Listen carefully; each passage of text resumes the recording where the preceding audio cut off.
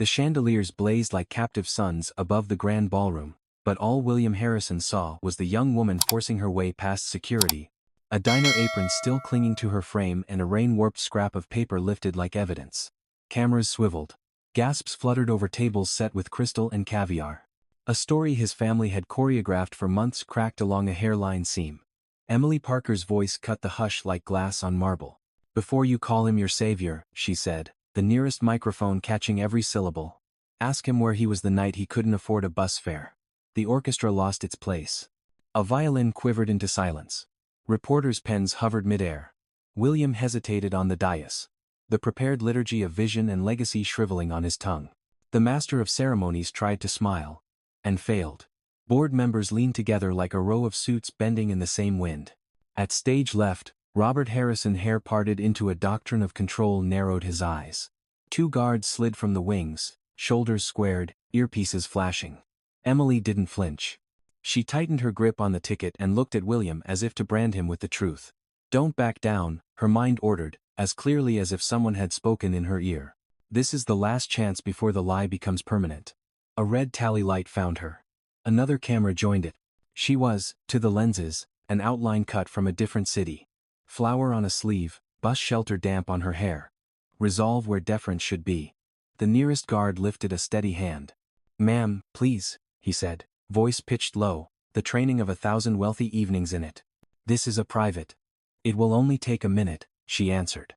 And the room heard in the plainness of her diction, the stubbornness of people who shovel their own walk in February and still bring soup to a neighbor. She raised the ticket higher. "Tell them the first chapter before you perform the last." William didn't turn to the teleprompter. He didn't look to his father, or the chair of the board, or the brand wall shimmering with words that had cost an agency a summer. He kept his eyes on Emily, on the stitched oval at her chest that read Parker, on the way her hands shook but didn't retreat. He tasted the brass of his prepared gratitude, the tin of his inherited humility. He could step into the script. He had rehearsed stepping into scripts his entire life. But the sight of the ticket pulled him toward another stage, smaller, smelling of wet wool and metal poles, the kind of stage where an audience of strangers decides in a blink whether to believe your story. The MC tried for levity. "A spirited city we are, folks," he said. And the microphone granted him the illusion of control. "Mr. Harrison will gladly address questions from accredited media after." "It's not a question," Emily said. The line rolled across the room, clean as a bell. "It's a truth you trimmed." The guard advanced half a step. The other circled. 1,000 phones rose like a field of glass lilies. William's father lifted a finger. The head of security nodded. The orchestra leader, misreading the tension as cue, gave an anxious little downbeat. The brass answered with a triumphant burble that died in embarrassment. "Say it." Emily's eyes told him. "Say it and be done with pretending." For a heartbeat, the air in William's lungs turned to coins. He recognized the trick of rooms like this: drown a problem in charm, starve it with silence, and when the cameras swing away, call in a florist. He also recognized the way a room could tilt under a single honest sentence. The tilt had begun. Something inside him took inventory. You can speak and remain the son your father expects. You can speak and become the man that memory demands. He laid his speech cards on the acrylic podium as if they were instruments no longer needed. Emily's elbow clipped a champagne flute. It rang, toppled, shattered into 1,000 clear shards that clattered like counterfeit applause. The guard reached her forearm with a careful professionalism that assumed the inevitability of her removal. She didn't yank free. She knew what stories these rooms preferred. The hysterical interloper. She denied them that pleasure. She only lifted her chin and let the gesture tell the truth of her. Steady, weary, unafraid. "You can throw me out," she said. And the mic that should have been mute wasn't, granting her voice a city block of reach. "But don't sell Chicago a clean narrative when the first scene is stained." A murmur rolled. Somewhere in the back, a woman in navy satin whispered security, to no one who could help. A man with cufflinks that weighed more than Emily's rent watched with the pleasure of someone confident the ending would flatter him. William moved his thumb along the edge of the podium, the small nervous habit of a boy who'd once practiced piano in a room where praise felt like a report card. He let himself see not the headline his handlers wanted, heir apparent embodies family values, but the midnight bus, the driver who had seen too many cons, the coins warm from Emily's palm, and the way being helped had felt like humiliation and then like grace. In the front row, his father's mouth thinned into the shape of a verdict. The board chair angled his body to shield a whisper. The PR director calculated the edit. Grateful statement, charitable donation. A photo of William clasping hands with a union leader he would never call again. The guard at Emily's side guided her a few feet toward the side door. The one that hissed shut soft enough you'd think the hotel was immune to drafts. She went because the angle of the room left her no choice. She went because resisting would make the wrong kind of news. But she did not look away. Do not be afraid of the truth. Some older voice in her life advised. Her mother perhaps, or her own better self. It needs you to stand up right now. The second guard stepped to block the view. William took one breath that reached the bottom of his ribs. He couldn't feel his hands. He could hear the hall empty and fill with a single thing. Expectancy. The MC blinked at the teleprompter.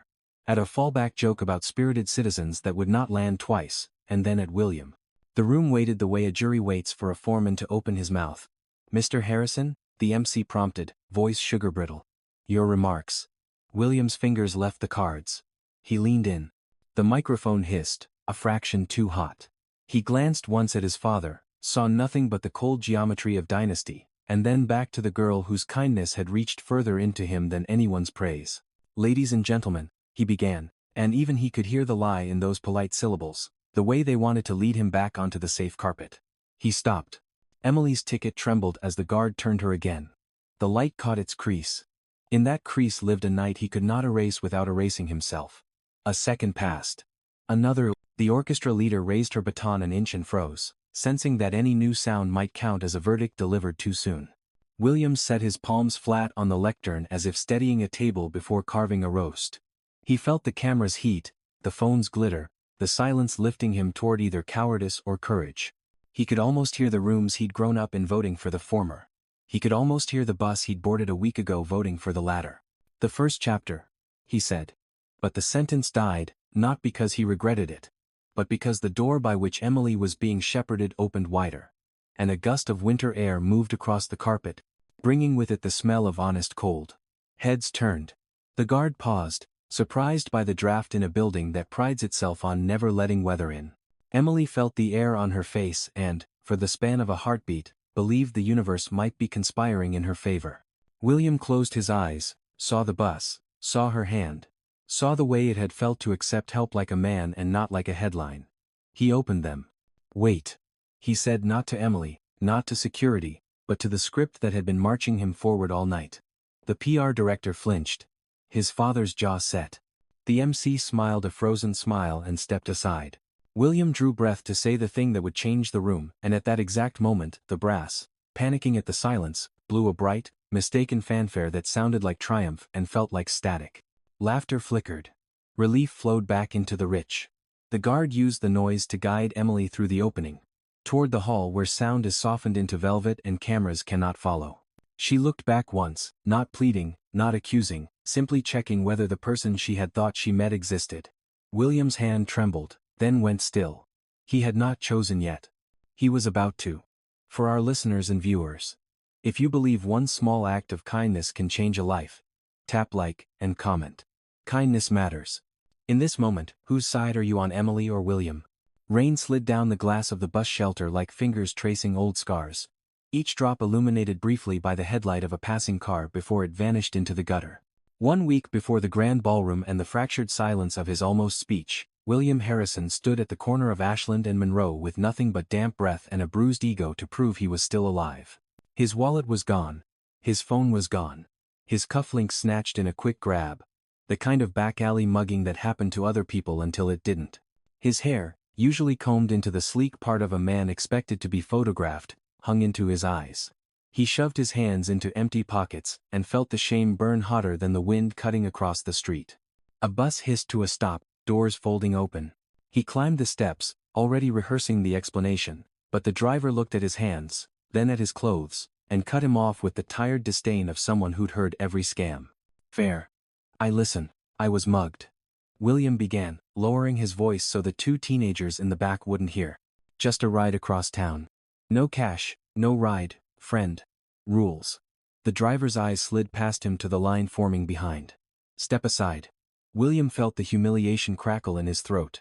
He, whose family name gleamed across half the city's skyline, begging for a seat on a city bus like a man who had nothing. The driver sighed and gestured at the next passenger. "Can't do charity, not tonight." The words landed heavier than the wind. Then a voice behind him. "How much is it?" A handful of coins clinked into the metal box. The kind of sound that had weight only if you knew the cost of earning them. William turned. She was small. Her diner uniform wrinkled from hours on her feet. Flour dust still clinging to her sleeve like pale confetti. Her name patch read Parker. Her eyes were tired but steady, not asking for thanks. Just finishing a task before moving on. "That'll cover him, right?" she asked the driver. The man grunted, shrugged, and tapped the lever. William stepped aside to let her pass. But she nodded toward the empty seat across from hers. "Sit down before he changes his mind." The bus lurched forward, neon reflections chasing each other down the wet window panes. William sat opposite her, hands clasped, unsure whether to explain or disappear. She pulled a book from her bag, a community college business textbook, spine cracked and pages decorated with notes in 3 different pens. She flipped to a section highlighted in bright yellow. He watched her lips move silently over the words, mouthing definitions about accounting ratios and startup costs. "Thank you," he said finally. His voice sounded different here, smaller. She glanced up, nodded once. "Don't mention it. I will pay you back." "You won't," she said. Not cruel. Just practical. "It's fine. People help each other. Sometimes." She returned to her page. The sentence lingered with him more than the coins, more than the relief of the seat. People help each other, sometimes. He wanted to ask her name but feared it would sound like obligation. He let the silence stretch. At the next stop, a man boarded with a plastic bag of groceries. The bus jolted, the bag split, apples rolling across the floor. Without hesitation, she bent down, gathered them, pressed them back into his arms. "Don't worry about it," she said, laughing softly when one apple escaped, and Buddy, the diner's old mutt riding with the man, chased it down the aisle before the driver barked. William watched her and thought. She doesn't even notice what it costs her. This reflex to help. The bus rattled past the glass towers of his family's empire, neon letters spelling out Harrison Hotels against the sky. He turned his face away before she could catch him staring at the skyline, afraid she might see a trace of recognition. When her stop came, she pulled the string, stood, and shouldered her bag. He wanted to speak but found no words that didn't sound false. She walked down the aisle, steady, head high, the coins already forgotten. But as she passed, she dropped a slip of paper on the seat. Not deliberately, he realized, but as if fate had nudged it loose from her notes. He picked it up, a flyer for a bake sale. Edges crumpled. Her handwriting on the margin. "Someday Parker's Bakery." He folded it carefully, tucking it into his jacket as the doors folded shut behind her. The bus moved on, and William sat alone with the flyer and the smell of flour that still lingered in the air. Later that night, he walked miles back to his apartment, clothes soaked, dignity in tatters. His father's calls filled the voicemail he no longer had. The heir apparent to the Harrison dynasty had nothing but a crumpled flyer and the memory of a stranger who had not asked for his name. The next morning, he found her again. He hadn't meant to. He had only wandered, restless, down a stretch of Ashland Avenue where diners blinked neon promises of pancakes at all hours. Through the window he saw her wiping a counter. Hair tied back. Apron tied tighter. Buddy lay at the door. Tail thumping when she passed. The bell above the door rang as William stepped inside. The scent of coffee and bacon, the clatter of plates, the easy murmur of regulars filled the room. He sat at the counter, heart thudding louder than the jukebox in the corner. She looked up, eyes narrowing in recognition.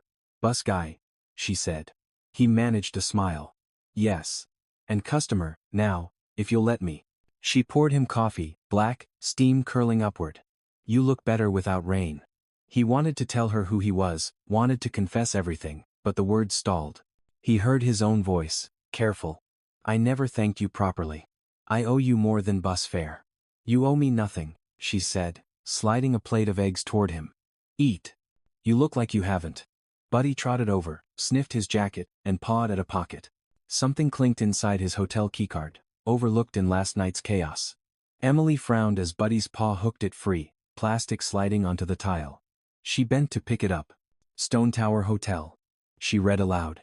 Her eyes flicked up, suspicious. William's throat tightened. "Borrowed from a friend." He lied. She studied him a moment longer, then slipped it back across the counter. "Must be some friend," she said quietly. Then she turned to refill another customer's cup. William sat with the flyer still folded in his pocket, the coffee warming his hands, the lie cooling his chest. He told himself it was only temporary, that he would find the right way to explain. Yet the way she had looked at him, curious, kind, already half skeptical, burned deeper than any spotlight he had ever faced. He sipped the coffee, bitter and real, and knew the night on the bus was not finished with him. It had only begun. The diner became his sanctuary and his torment. William told himself he visited only to repay a debt, to leave a tip larger than the fare she had covered, to ease the itch of unfinished gratitude. Yet he found himself there almost every evening, sometimes slipping into a corner booth, sometimes at the counter. Always careful not to look like a man returning for something he could not name. Emily accepted his presence without ceremony. She poured his coffee, slid him pie when the baker delivered too many, asked once if he had found work yet. He nodded vaguely, unwilling to explain that his work was an empire preparing to crown him. In her company, he was freer than anywhere else, and yet every moment carried the quiet weight of a lie. One night, he asked about the textbook always poking from her bag. She looked at him over her shoulder as she wiped the counter. "Business administration," she said. "Community college. Night classes." "Ambitious," he offered. She shrugged, but there was a spark in her eyes. "Not ambitious. Just necessary. Someday I'll open a bakery. Real bread, pies that taste like my mom's did before she got sick. A place where people feel like they belong." She said it as if daring the world to argue. He didn't. He only listened, storing the cadence of her dream as if it were a song he might hum later. Outside the window, neon flickered against the wet pavement. Buses sighing to stops, strangers climbing aboard. He thought of that night, of her coins in the fare box, of how mercy had felt like humiliation at first and then like rescue. The memory unsettled him more than the weight of his father's daily calls. Emily's mother came in once, small and frail but warm-eyed, wearing a knitted scarf despite the mild weather. William stood when she sat, out of habit, and Emily smiled faintly at the gesture. They spoke little, yet her mother's glance lingered on him as if measuring something unspoken. Later, as he left, he heard Emily whisper to her mother, "He's just someone who needed help one night." And her mother, almost inaudible, replied, "Maybe we all are." The words stuck like burrs. Days blurred into evenings, each one weaving a thread between them. They walked after shifts, sharing streetlights and stories. William spoke carefully, never mentioning Harrison hotels. He told half-truths. That he had worked in hospitality, that he understood pressure, that he sometimes envied people who had time to dream. Emily teased him for being vague, but not unkindly. She seemed to sense in him a fracture she could not name. Yet suspicion began to grow. Buddy the dog, ever vigilant, growled when William entered too well dressed, pawed again at his jacket, once more tugging loose a cufflink he had forgotten to hide. Emily picked it up, turning the silver disc over in her palm. "Engraved WH, she said, raising an eyebrow. He forced a laugh.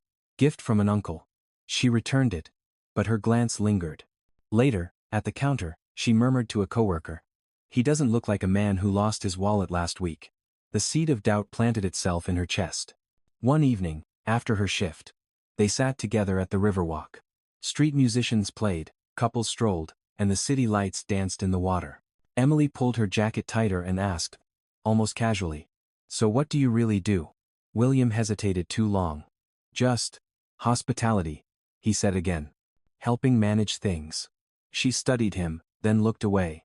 "You speak like someone used to being in charge. Does that bother you?" "Only if you think it makes you better." Silence stretched between them. He wanted to tell her everything, to lay his inheritance bare, but the thought of watching her face change, of seeing the kindness shrink into calculation, terrified him.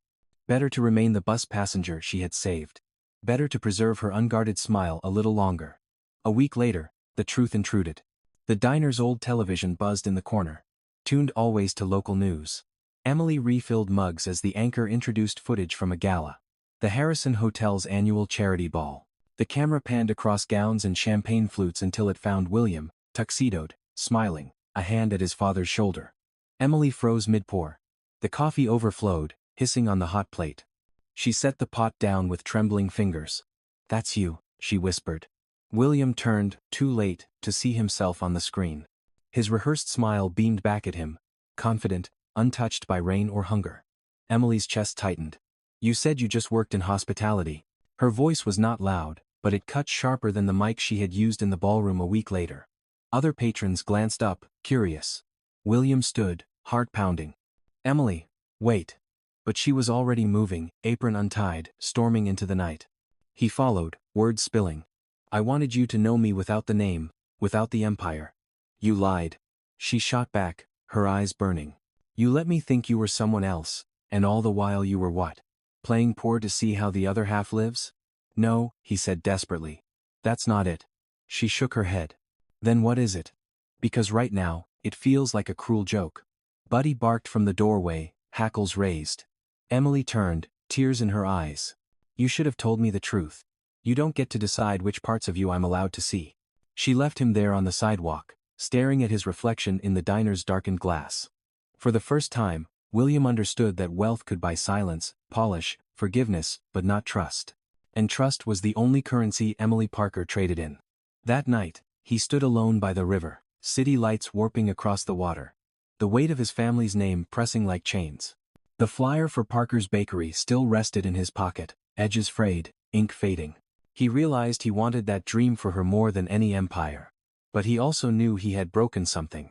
And he didn't know if even truth could repair it.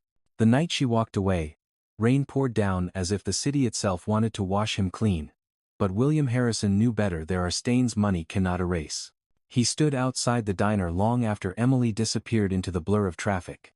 Collar drenched. Fingers still curled as if he might hold on to words that had fled his mouth too late. When at last he returned to the tower that bore his name, his father was waiting. Robert Harrison did not ask where he had been. He already knew. The patriarch's voice carried the weight of boardrooms and broken promises. You've been seen, he said, sliding a glossy photograph across the desk. William's own face stared back from the grainy diner window, Emily in the background. Do you have any idea what a scandal this could become? A waitress and an heir apparent. Chicago will eat it alive. William clenched his jaw. Chicago will survive the truth. So will I. His father leaned back, cold fury in his eyes. No. You'll survive because I tell you how. We are days from the announcement. We have investors, politicians. Half this city's elite in that ballroom. You will smile. You will speak of legacy. And you will forget her. William's hands fisted. I can't forget her. She's the only honest part of my life. Robert's voice sharpened to a blade. Then bury her. Or she will bury you. The words echoed as William left the office. Stomach hollow. He rode the elevator down 30 floors, past marble and glass that gleamed with wealth built on silence. He wanted to call Emily, to explain, to beg her to understand, but he stopped himself. Lies had already done the damage. More words would only cheapen what little truth remained. Emily, meanwhile, sat on her narrow bed, her mother asleep in the next room, the television humming low. She clutched the flyer for her bakery dream, the ink now smudged by the same rain that had soaked her hair when she left him. Her chest hurt with betrayal. How foolish I was, she thought. To believe someone like him could need someone like me. Yet beneath the anger pulsed a quieter ache. The memory of his face on the bus, lost and human, before she knew his name. Over the next days, the city buzzed with the upcoming inauguration of William Harrison as CEO. Billboards glowed with his portrait. Headlines praised his vision, and polished stories about his humble roots in hospitality spread across glossy magazines. Emily avoided them all, yet she could not escape. His image stared from newsstands, from the television in the diner, from the lips of customers marveling at his charm. Each time, she turned away, but Buddy growled as if sensing her unrest. One evening, her coworker slid a newspaper across the counter. Look at your bus guy now, she teased, unaware of the wound she pressed. Emily's eyes traced the caption. Heir to Harrison Hotels promises new era of honesty. The word honesty burned. She ripped the paper in two and threw it into the trash. That night, William came to the diner again. She nearly dropped the coffee pot when she saw him standing by the door, rain dripping from his coat. Customers turned to stare. He didn't belong among cracked vinyl booths and bottomless coffee. She met his gaze only long enough to whisper, "You shouldn't be here." He stepped closer, ignoring the curious eyes. "I had to see you. Emily, I never meant to lie. I was ashamed that night. Ashamed to need help.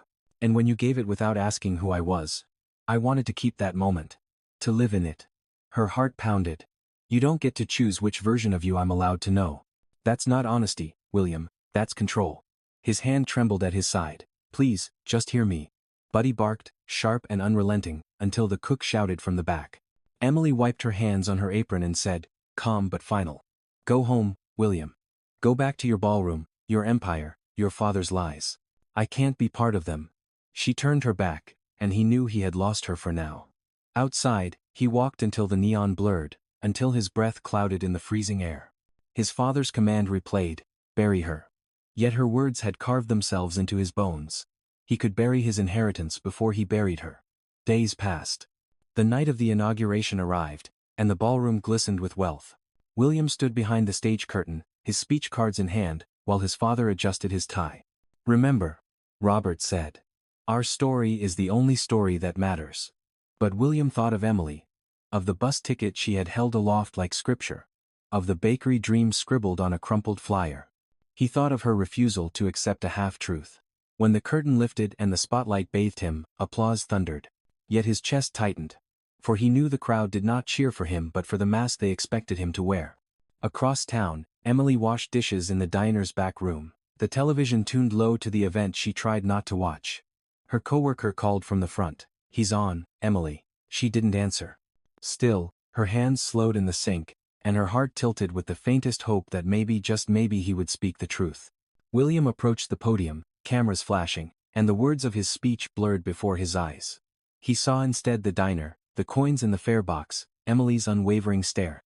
He inhaled, opened his mouth, and for a heartbeat, the world waited to hear whether he would choose his father's empire or the truth that could cost him everything. The applause that rolled through the ballroom was thunderous, rehearsed. The kind of applause that belonged to money clinking glasses and reputation standing guard. William gripped the edges of the podium. The cards before him trembling. Words printed by a team of writers who believed truth was a commodity you could polish and package. His father stood off to the side. Hands clasped behind his back. A general awaiting the victory of his son. The teleprompter glowed with lines about legacy, stewardship, and vision. But William saw none of it.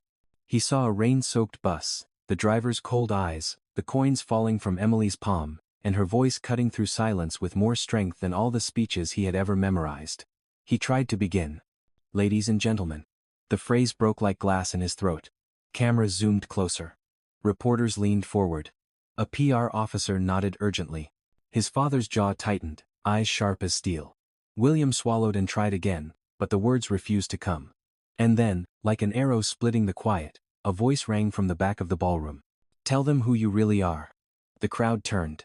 Emily stood in the doorway, drenched from rain, her diner uniform beneath a thin coat. How she had slipped past security he did not know. But there she was. The crumpled bus ticket in her hand like a weapon. Gasps spread like fire across the crowd. The cameras swung from him to her. Before you crown him the hero of honesty, she called, her voice steady though her hands shook. Ask him where he was when he couldn't afford a bus fare. Ask him who put these words in his mouth and who he's leaving behind. Security moved quickly, weaving through the crowd to seize her. Reporters shouted questions, microphones jutted like spears. William's chest burned. This was the moment. His father's glare sliced into him. Deny her. Dismiss her. Crush this problem before it grew teeth. But William's eyes locked on Emily's. And for the first time he felt what courage meant, not to conquer a rival, but to speak when silence served comfort. He stepped away from the podium, raising a hand. Wait. The word silenced the guards mid-stride. The MC tried to laugh it off, but William's voice carried with a force that cut through the room. She's right. I wasn't honest with you. I wasn't honest with her. He motioned Emily forward, ignoring his father's hissed warning. She froze, unsure, but the guards hesitated. The room buzzed with electricity. William lifted the bus ticket she had once dropped. He had kept it folded in his pocket all week. Slowly, he held it high for all to see. A week ago, this ticket was the only proof I had that someone believed me. I had nothing, no wallet, no phone, no name anyone cared about. And this woman paid for me. Not because she knew me. Not because I deserved it. But because kindness doesn't need a reason. The ballroom was still. His father's fury radiated like a furnace, but William pressed on, voice steadying. Tonight, you want me to promise integrity while hiding the truth. You want me to speak of honesty while silencing the only honest voice in this room. I won't. If leadership means cutting out the people who remind us of our humanity, Then I don't want the title. The room erupted into chaos, reporters shouting, flashes exploding, whispers splitting the air. His father stormed forward, gripping his arm. Do you know what you've done? He hissed. William met his gaze, calm now. Yes. For once in my life, I do. He stepped back, leaving the podium, leaving the cards, leaving the empire that had demanded obedience. Emily's eyes widened, caught between disbelief and something softer. He approached her, still held by 2 security guards. Let her go, he commanded. And though the guards glanced at Robert Harrison for instruction, the moment was too public, too charged. They released her. William faced the cameras, standing beside her. If you want a headline, he said, write this. A poor girl's kindness is worth more than $1 billion empire. She reminded me that truth matters, even when it costs you everything. The board members panicked, whispering damage control strategies, already spinning the narrative. Robert's face was pale with rage, a man watching an empire bleed in front of his eyes. But the crowd had shifted. Some clapped, tentative at first, then stronger. Not all the powerful hated seeing their reflection cracked, but enough to remind William that truth still carried weight. Emily, shaking, whispered, "Why are you doing this?" He turned to her, voice low so only she could hear. Because I'd rather lose the world than lose the only person who ever saw me without it. For a heartbeat, the storm outside seemed to echo inside the ballroom. Then the cameras caught her face, her trembling hands, the wet ticket pressed between them. The story was no longer his to control. But it was real. Security began to usher reporters out, board members retreating to private corners, the MC stammering about an intermission. William knew what awaited him. Lawyers, contracts shredded, inheritance stripped. But he felt lighter than he had in years. Emily looked at him, torn between anger and reluctant admiration. She whispered, "You've started something you can't undo." He nodded. Good. Then maybe it's worth something. Together, they walked out of the ballroom, past the stairs, past the glittering chandeliers, past his father's fury. Outside, the rain struck their faces like baptism. For the first time, William Harrison had chosen not to inherit, but to live. And as they stepped into the storm, Emily realized he had given up more than she had ever imagined, yet in his eyes, she saw not loss, but freedom. 6 months later, the ocean air smelled of salt and yeast, mingling in a way that belonged only to the coast of Maine at sunrise. Emily Parker pushed open the window of the small bakery, letting the cool breeze roll in as she slid a tray of loaves onto the counter. The bell above the inn's front door jingled, and the first customer of the morning, an older fisherman with a weathered face, greeted her with a smile. "Smells like home in here," he said, setting down his cap.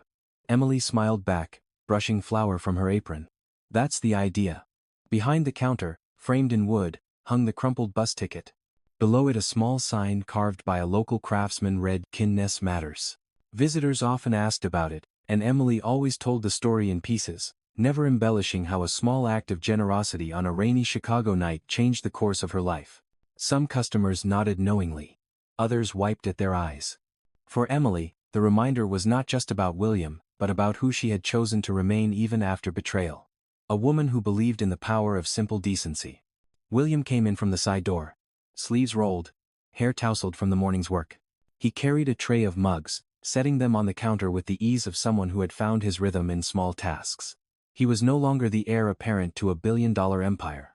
He was the co-owner of a modest seaside inn and bakery. A man who rose before dawn to knead dough and welcome travelers with coffee instead of champagne.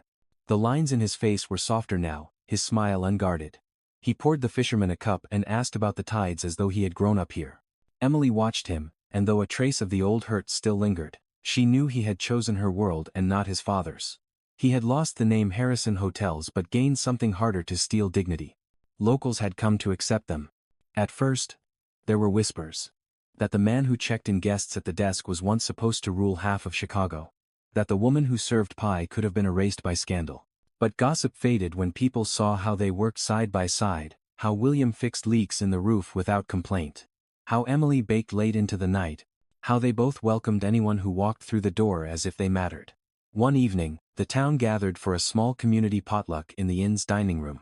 Older residents swapped stories of storms that nearly took their boats, of sons and daughters scattered across the country. William listened intently, nodding, asking questions. Emily noticed how the older couples gravitated toward him, sensing in him not wealth but a humility that had been hard-earned. A retired schoolteacher raised her glass that night and said, "It's been a long time since this town had a place where folks could gather without judgment. You two brought that back. Don't lose it." Emily felt tears sting her eyes, but she nodded, glancing at the bus ticket framed on the wall. The journey had been painful, but it had delivered them here. Yet the past was not entirely gone. One morning, a sleek black car pulled into the gravel lot. Robert Harrison stepped out, his suit too sharp for the coastal air, his eyes carrying the same cold fire. William froze at the sight, coffee pot in hand. Emily's chest tightened. Robert walked inside, scanning the simple wooden beams, the cheerful curtains, the customers sipping their coffee. He sneered faintly. "So this is where you've buried yourself." William set down the pot, shoulders straight. "This is where I live now." His father's voice was low, urgent. "You can still come back. The board will forgive. They'll spin your little outburst into a story of moral courage. But you must leave her behind. This," he gestured at the bakery, "is beneath you." Emily bristled, but William raised a hand. "No. This is exactly where I belong. Because here, I don't have to lie. Here, people trust me without a balance sheet attached." Robert's lips curled. "You've traded an empire for a pie shop. Do you really think history will remember you?" William glanced at the framed ticket. At the words "Kindness matters." He met his father's eyes. "History remembers the truth, not the spin. And if all I leave behind is a place where people feel seen, it's enough." Robert's jaw tightened, but he knew the battle was lost. He left without another word, the car's engine growling down the road until only the sea remained. Emily exhaled, tension draining. William looked at her, a half-smile tugging at his lips. "I meant every word." She touched his hand, warm from the coffee pot. "I know." That night, as the waves broke outside and Buddy snored at the door, Emily sat at the counter writing the day's earnings in a ledger. She paused, staring at the figures, then looked at William. "It's not an empire," she said softly. "No," he agreed. "It's better." Silence settled, comfortable, filled with the hum of a place alive with small kindnesses. Emily thought of the path behind them, the betrayal, the ballroom, the rain, the decision that had changed everything. She thought of how close she had come to losing faith. Yet here she was, surrounded by the scent of bread, by laughter in the next room, by a man who had chosen to step away from power to stand beside her. She leaned back, closing her eyes. In her mind, she saw the bus that night, the driver's glare, her coins falling, William's haunted face. She saw herself extend a hand without knowing who he was. And she understood now more than ever. That moment had not been about charity, but about claiming her own belief in goodness. The ticket framed on the wall was proof. It was more than paper. It was the hinge on which two lives had turned. Outside, dawn touched the horizon, painting the sky in shades of rose and gold. Emily whispered, almost to herself, "Sometimes justice doesn't roar. Sometimes it just settles quietly. Like this." William, half asleep in the chair across from her, opened his eyes. "And sometimes," he murmured, "it begins with a bus ride." She smiled, heart full, and for the first time in months, the ache of betrayal eased into peace. The inn was small, the bakery modest, but to them it was a monument, not of wealth, but of truth. And as the tide rolled in, erasing footprints from the sand, their story remained, written not in headlines but in lives touched by the simple, stubborn power of kindness.